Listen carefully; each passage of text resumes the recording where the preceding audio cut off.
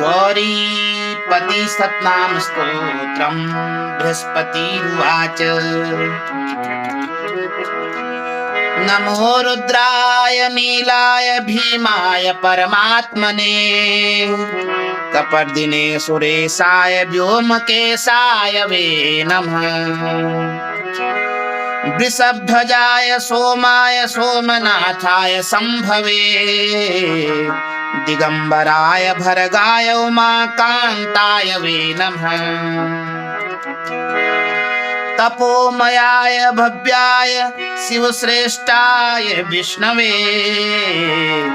व्यालप्रियाय व्यालाय व्यालानां पतये नमः महीधराय व्याघ्राय पशूनां पतये नमः पुरान्तकाय सिंहाय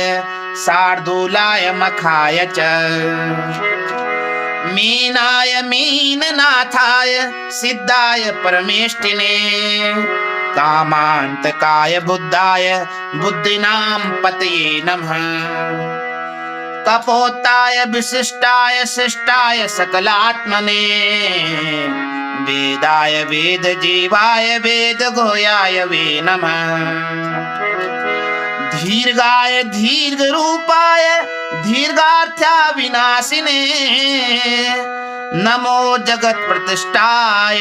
व्योम रूपाय वे नमः गजासुर महाकालाय अंधकार सुरभेदिने नील लोहित शुक्लाय चंड मुंड प्रियाय च भक्ति प्रियाय देवाय ज्ञात्रे ज्ञानाव्ययाय च महेशाय नमस्तुभ्यं महादेवाय हराय च त्रिनेत्राय त्रिवेदाय वेदांगाय वे नमो नमः अर्थाय चार्थरूपाय परमार्थाय वे नमः विश्वभूपाय विश्वाय विश्वनाथाय वे नमः शंकराय च कालाय कालावैरूपिणे अरूपाय विरूपाय सूक्ष्म सूक्ष्माय वे नमः समसानवासिने भूयो नमस्ते कृतिवाससे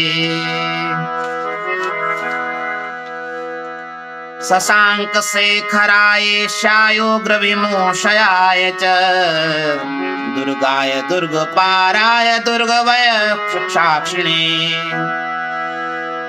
लिंगरूपाय लिंगाय लिंगानां पतये नमः नमः प्रलय रूपाय प्रणवार्थाय वे नमः नमो नमः कारण कारणाय मृत्युंजयाय स्वरूपिणे